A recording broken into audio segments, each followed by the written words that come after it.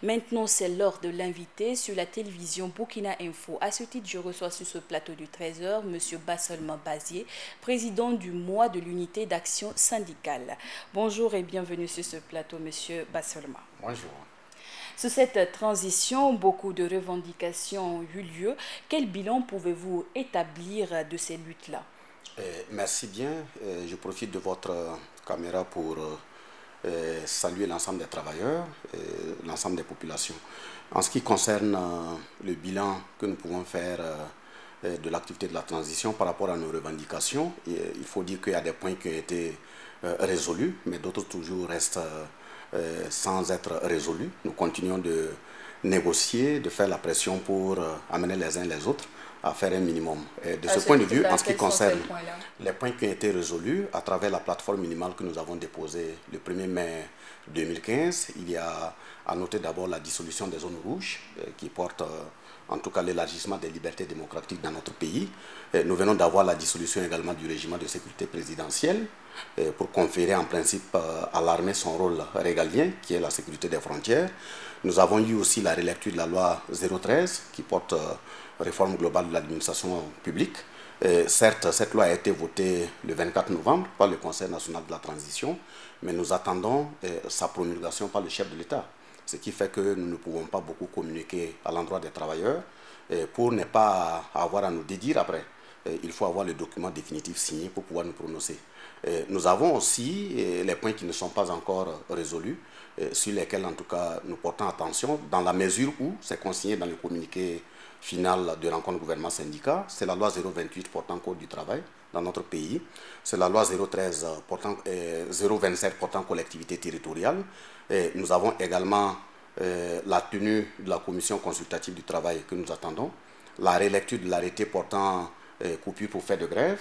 Nous avons également un comité qui devait être mis en place pour statuer sur l'impact du TS, sur les primes et indemnités au niveau du privé, dans la mesure où ce n'est pas appliqué au niveau du public.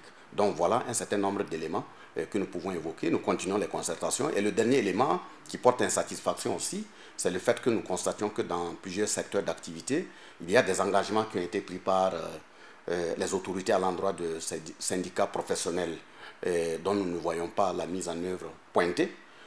Certes, il y a eu une rencontre le 23 novembre avec une équipe gouvernementale.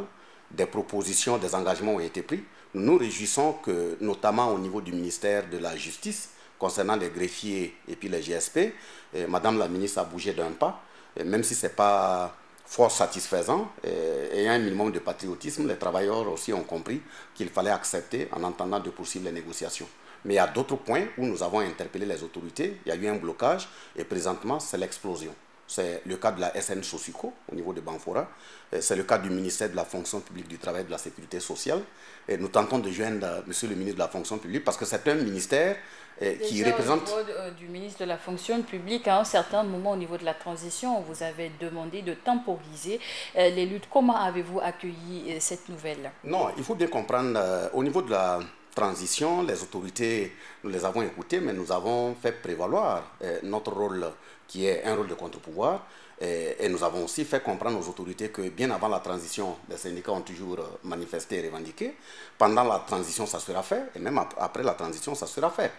Je ne pense pas qu'il y ait quelqu'un qui naisse et qui soit content chaque fois d'aller en mouvement. C'est face à des préoccupations essentielles qui sont posées, et c'est quand le dialogue social manque, quand la parole donnée n'est pas tenue, quand les engagements pris par les autorités ne sont pas tenus, que le travailleur est contraint véritablement d'utiliser d'autres voies pour indiquer son mécontentement. Sinon, si les préoccupations qui sont déposées, qui sont envoyées à leur endroit sont analysées, s'il y a des cadres de concertation et que des engagements pris sont appliqués, il n'y a pas de raison qu'il y ait des mouvements. Une autre revendication qui revient à l'actualité, c'est celle relative au panier commun, chose revendiquée pratiquement par tous les fonctionnaires au Burkina. Que pensez-vous de cette création du panier commun qui était là depuis bien des années ici au Burkina? Je pense que vous parlez bien de l'assurance maladie au niveau de ce panier commun. Pas de l'assurance maladie, mais du panier commun existant au niveau du ministère des Finances. Oui, vous parlez du fonds commun, oui, c'est ça? Oui, en ce qui concerne le fonds commun, il faut dire qu'effectivement, je ne dirais pas que c'est une particularité du ministère de l'économie et des finances, c'est au vu d'un certain nombre de risques que prennent ces agents au niveau de ce ministère, qui a certainement conduit les autorités d'antan. Il faut dire que c'est un fonds qui existe depuis les années 1961, qui permet de motiver ces agents afin de les extirper un peu de la pression qui pourrait tomber sur eux en termes de corruption, et à accepter ce qui serait proposé au lieu d'être ferme en récupérant ce qui devait revenir à l'État. Ceci étant dit, étant donné que ce sont des acteurs techniques du milieu qui savent très bien les impacts de ce type d'actes en termes de corruption qui les a amenés à prendre ces décisions, nous ne demandons pas autre chose que l'amélioration des conditions de vie des travailleurs. Donc s'il y a des mesures qui sont prises pour améliorer les conditions de vie d'un travailleur à quelque lieu que ce soit, nous ne pouvons pas aller à l'encontre, on ne peut que saluer. Mais ce que nous demandons à l'État, c'est véritablement revoir la gestion, la gouvernance, de sorte à ce que l'ensemble des travailleurs, qu'ils soient du public ou du privé, puissent véritablement avoir les moyens pour faire face au cours de la vie. Il y a la question de l'éducation, il y a la question de la santé, il y a la question également du logement. Et vous savez très bien que quand on n'est pas dans des bonnes conditions, il va sans dire que son rendement prendra un coup. Vous ne pouvez pas aller vous asseoir dans un bureau avec plein de problèmes au niveau famille que vous n'avez pas pu résoudre. Au niveau de la société, vous ne serez pas compris parce que vous n'arrivez pas à joindre les deux bouts et venir en assistance, en soutien, en solidarité de part et d'autre. On peut vous incriminer d'être isolé, de vous replier sur vous-même, et tout ça, ça peut avoir un impact négatif dans la production au niveau du travailleur. Donc, on veut que le travailleur soit dans les conditions afin de mieux produire, afin que le résultat puisse véritablement permettre à notre pays d'avancer. Monsieur Bassolman, dans quelques jours, la transition prend fin. Êtes-vous satisfait du travail abattu par cette transition sur plus d'une année? Je salue d'abord les autorités de la transition, mais il faut dire qu'au vu de ce qu'elles ont pu faire, de mon point de vue, elles pouvaient mieux faire. Elles pouvaient mieux faire, d'autant que si je m'en tiens au message qui a été livré par son Excellence Michel Kafando dès son investiture, c'était un message plein de bonne volonté à aller de l'avant. Malheureusement, vous savez, dans nos pays africains, il faut se dire la vérité, parce que c'est sur cette base seulement qu'on peut construire un pays. Nous ne sommes pas des pays véritablement indépendants.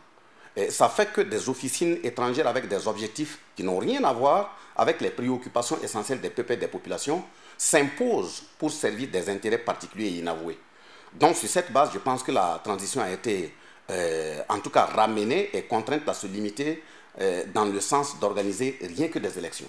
Vous savez très bien, depuis le vote de la Constitution du 2 juin 1991 jusqu'à nos jours, il y a eu 15 élections. Mais ces 15 élections dans notre pays, nous n'avons pas vu le panier de la ménagère véritablement évoluer. Mais pensiez-vous qu'en une année, toutes ces choses peuvent être changées? Oui, nous n'avons pas revendiqué une résolution de tous les problèmes en une année. Nous avons demandé tout simplement de prendre en compte les préoccupations essentielles qui ont poussé le peuple burkinabé à descendre et à consentir le lourd sacrifice qui s'est élevé à une quarantaine de morts. Donc, c'est la lutte contre la corruption, c'est la lutte contre l'impunité, c'est la lutte contre la fraude, c'est la lutte pour une bonne gouvernance, pour les libertés démocratiques. Et de ce point de vue, les autorités de la transition devaient véritablement s'inscrire dans ce sens. Même s'ils n'arrivaient pas à tout résoudre, c'est de poser des actes qui permettent de savoir que le socle véritable, solide, d'une démocratie a été fait. Et tout acteur politique qui viendrait après, quelle que soit sa volonté, ne pourrait retoucher à quoi que ce soit. C'est sur ce terrain qu'on attendait la transition. Parlant d'actes, il y a eu la réouverture du dossier de Norbert Zongo. Depuis 17 ans, maintenant 3 personnes ont été inculpées dans le cadre du dossier. Que pensez-vous en général du traitement réservé aux différents crimes de sang et crimes économiques au Burkina? Je pense qu'on peut féliciter les autorités de la transition pour avoir eu le courage d'aller dans ce sens. Le peuple n'attendait pas mieux cela. C'est qu'au-delà du dossier Norbert Zongo, il y a bien d'autres dossiers de crimes économiques et de crimes de sang qu'il va falloir forcément élucider. C'est pour ça que nous sommes sur le terrain. Vous me permettrez aussi de tirer mon chapeau à nos dévanciers, ceux que nous avons remplacés. Et 17 ans de lutte, ces dévanciers certainement sont à d'autres postes de responsabilité. Nous les avons remplacés. C'est pour faire comprendre à ceux qui peuvent sévir, opprimer ou réprimer les acteurs actuels qu'ils auraient fait un mauvais choix, que ce soit avec nous ou les générations à venir. Nous allons faire en sorte que tous ces dossiers-là trouvent solutionnement, de sorte à ce qu'il y ait des gens qui prendront le flambeau et qui vont poursuivre le travail. Donc je salue la réouverture du dossier, je salue également les inculpations qui ont été faites, mais je dis et je répète qu'on ne doit pas se limiter à ces inculpations en tant qu'exécutant. Il y a eu des commanditaires, il faut aller au fond et il faut véritablement juger les uns et les autres par rapport à leur responsabilité dans ce dossier, et toute chose qui permettra aux Burkinabés de se sentir égaux devant la loi et devant la justice. Vous savez très bien que la justice est le pilier central de toute bonne gouvernance. Et si les gens ne sont pas traités de façon égalitaire sur ces bases de questions, personne ne sera à l'abri. Merci beaucoup à vous, M. Basselman. Je vous en prie. C'est tout pour cet entretien avec M. Basselman Bazier, président du mois de l'unité d'action syndicale.